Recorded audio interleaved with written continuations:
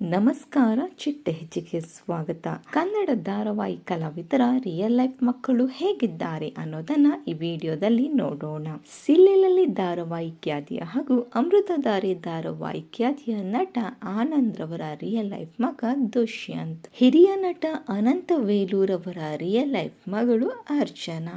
ಇನ್ನು ಅರ್ಚನಾ ರವರು ವೃತ್ತಿಯಲ್ಲಿ ನಟಿಯಾಗಿದ್ದಾರೆ.